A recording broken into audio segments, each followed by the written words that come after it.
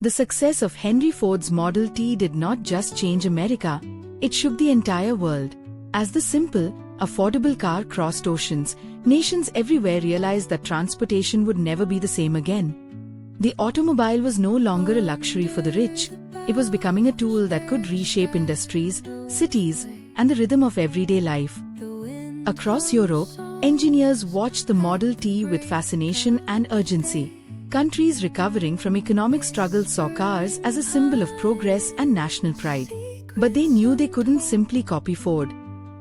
If America dominated mass production, Europe would have to create something different, cars with personality, style, and advanced engineering. This marked the beginning of a global automotive identity. Germany focused on precision. Daimler and Benz, already pioneers in the early automobile age, pushed their engineering to new heights. While Ford built millions of cars, German craftsmen built machines that felt solid, refined, and mechanically superior. Instead of racing toward mass numbers, they raced toward perfection. Their philosophy would one day give birth to some of the most celebrated engineering brands in history. France approached the automobile with artistic ambition. Brands like Renault, Citroën, and Peugeot believed a car should express culture as well as function. Their factories experimented with new shapes, new suspensions, and even early aerodynamic forms. French cars became elegant companions for narrow European streets, blending beauty with practicality. Italy answered the revolution with pure passion. In small workshops across Turin and Bologna, young mechanics dreamed of fast, emotional machines. They studied the Model T but believed cars should stir the soul. Though Ferrari, Lamborghini, and Maserati were still years away, this era planted the seeds of Italy's racing and design obsession. The Italians would not build cars to be ordinary, they would build cars to be loved. Across the world, Japan was quietly preparing for its own future. Japanese engineers studied Western cars with intense discipline. They analyzed every bolt, every gear, every weakness. Their early goal wasn't speed or luxury, it was reliability. The Japanese commitment to improvement, patience, and precision would one day turn their industry into a global powerhouse. As more countries embraced cars, governments realized their cities were not ready for this new world. Roads built for horses quickly overwhelmed. Dusty paths turned into crowded highways. Engineers rushed to design proper road networks, traffic rules, and safety systems. Bridges were strengthened, tunnels were carved, and modern traffic signals appeared in busy streets. The world was slowly reorganizing itself around the car. With cars spreading everywhere, new industries were born overnight. Gas stations, tire shops, mechanic workshops, roadside inns, and steel factories expanded rapidly.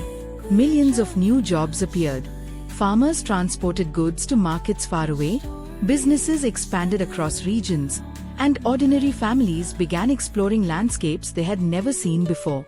The world became smaller, faster, and more connected. But with growth came problems. Traffic accidents increased. Cities became noisy and crowded. Pollution started rising. Insurance companies appeared. Hospitals created emergency response units. The freedom cars provided came with a cost, and governments had to find ways to control the chaos. Meanwhile, Henry Ford continued pushing boundaries. His moving assembly lines were so efficient that other industries tried to copy them.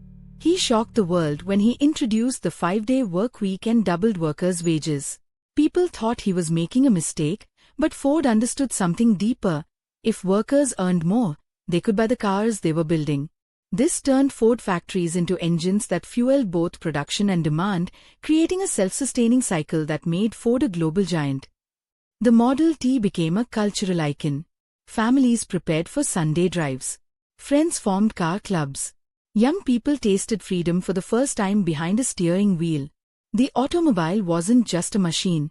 It became a symbol of adulthood, identity, and independence.